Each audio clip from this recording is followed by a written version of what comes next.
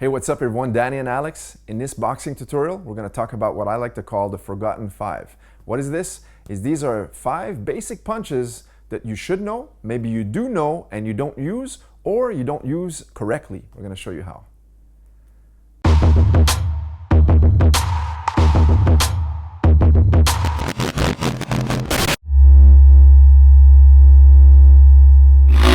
All right, so the first thing is going to be the double jab. All right, not that you don't use it, but we're going to make sure you use it correctly.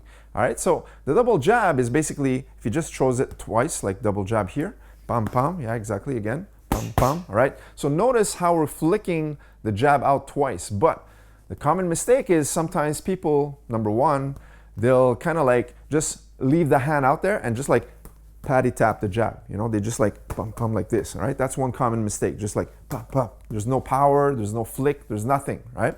The second common mistake sometimes I see is they throw it correctly, but they stay exactly where they are. So let's say he's here. This would be the target, and just stay where you are, Alex. Right here.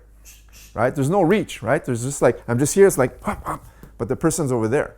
Now, the third thing I always see is sometimes people try to overextend their jab, and it kind of like the jab pulls them into a wrong way of using your footwork, if you will, right? It looks like this, right? So someone's like, they're kind of like jumping themselves into the jab to cover the distance, all right? That's wrong. So common mistakes I see a lot. So now I want to correct how we do it. So the double jab in itself, just static first, is you always want to make sure you're punching out, not just flicking from the elbow, but from your shoulder as well, right? Just like a regular jab, but it's almost like after the first one, you come back about halfway and you pop it back out, right? So double jab out, right to here. Again, Alex, pum, pum, right there. Now, we want to cover the distance. So if you back out a little bit here, now, of course, he wants to walk that jab in at the same time. So pum, pum, see? So as the pad holder, I'm going to be backing out as well. Pum, pum, right? To make him step. So the secret to this is synchronizing your feet with your hand. So stepping in with your lead foot at the same time you're throwing your lead hand, all right? So that's the double jab. That's the first one here. So one more time here, double jab, pop, pop. See that distance? We're covering about 2-3 feet. Again, pop, pop. And that's how you want to double jab in, so that way there you can set up different types of combinations. Now the second thing we're going to look at, all right, is the low cross.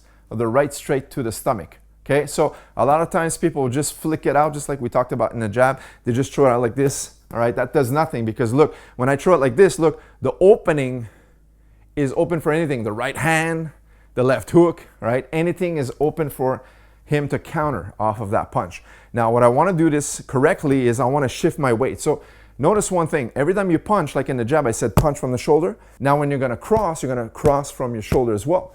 So if I throw it like this, there's no shoulder, right? Not only am I leaving everything open, there's no shoulder. So what I want to do is crouch down. See, if I crouch down here like this, now I make myself smaller to the target, but my shoulders align exactly where I'm going to throw the punch. And then I use my legs to do so. So that dips, almost like you're squatting, exactly.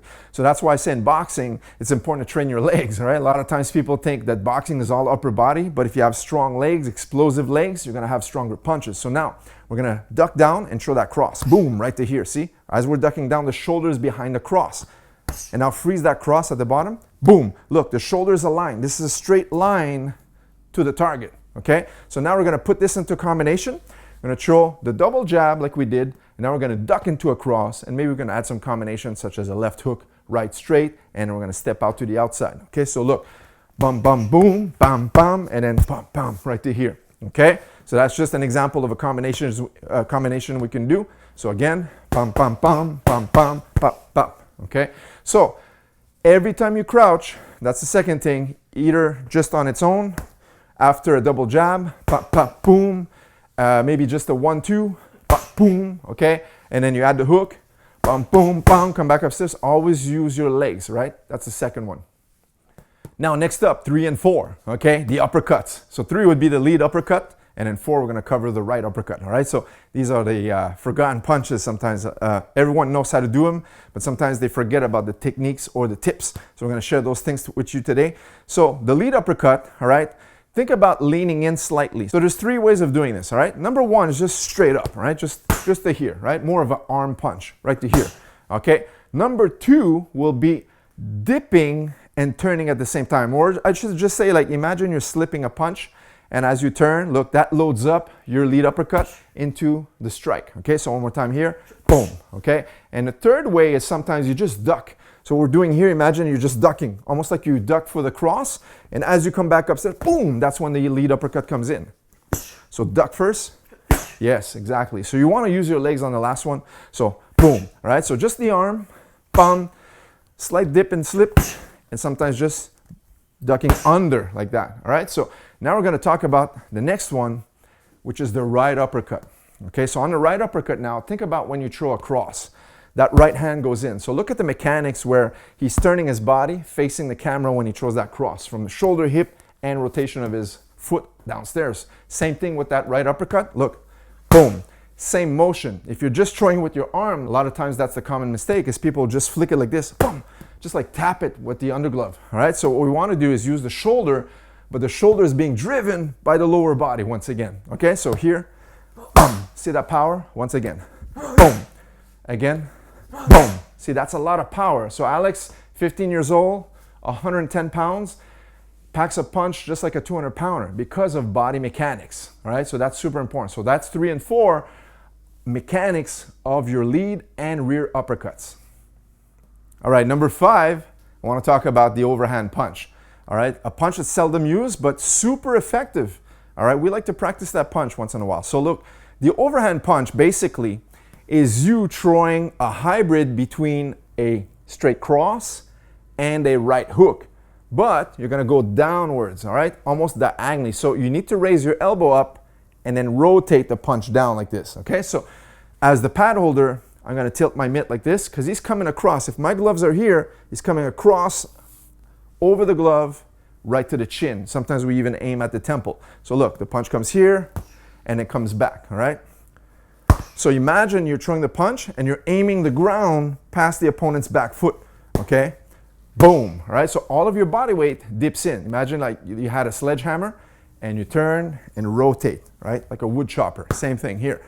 Boom, see? That's the power of the overhand punch. Now, when would you use this? As an example, if the person's lead hand is low like this, look, the opening is right there, boom, all right? Other times you initiate maybe with a jab, boom, to cover the distance, maybe even double up, bum, bum, boom. And other times after my jab, look, if I throw a lazy jab, he moves out. As he slips, he's loading that overhand, boom, and then boom, right over top with that overhand punch, all right? So proper mechanics, again, when people throw it incorrectly, what happens now is they just flick to the side. So look at my fists, they just go like this, right? And then they injure the shoulder. So you want to rotate the body into it.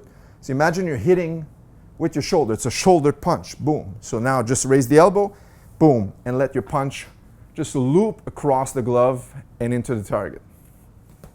So now, once again, let's just review. We have our double jab, pop, pop.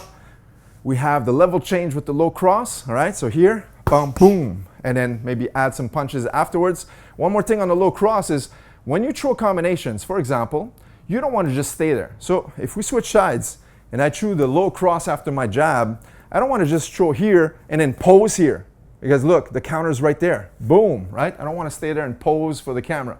I want to come back up as soon as possible. So once again, bounce with my legs, boom, boom, and then I'm back upstairs with the hook. So if Alex does this, just with the hook at the end, boom, boom, bam, right? He's right upstairs, right? It's just enough to cause the reaction where if we're fighting here, reaction here, ooh, boom, right upstairs, right? So once you hit someone in the stomach, they're gonna have that reaction where it's like, ooh, and most of them are gonna drop their hands. Either the elbows or the hands are gonna drop, and boom, the left hook's upstairs. Now if we look at the uppercuts, the lead one, boom, the rear one, boom. And now if we put that in combination, it could look like this. Look, he's gonna double jab, rear uppercut, left hook, right cross, okay? Bop, bop, bop, bop, bam. See, you can put that in combination. Sometimes we can also use that lead uppercut. So 1-2 first, lead uppercut, right straight. Bam, bam, bam, bam. See, right here. So look, bam, bam, bam, bam. And that's how we put these things in combinations. But once again, the video is not about combos. This video is about maybe helping you with some of the punches that sometimes I see people making mistakes. I watch videos sometimes. I own a gym where we teach techniques, and I see students doing these mistakes. I correct them live, and a lot of people are even advanced practitioners and make the same mistake. So if you watch these, correct this, look in front of the mirror, correct yourself, auto-criticize all of your techniques, and you're gonna be a better fighter. All right, guys, so there you have it, the forgotten 5 different tips on different punches. Hope you guys enjoyed this content. Leave us a thumbs up. Don't forget to subscribe, and we'll see you in the next video. Take care.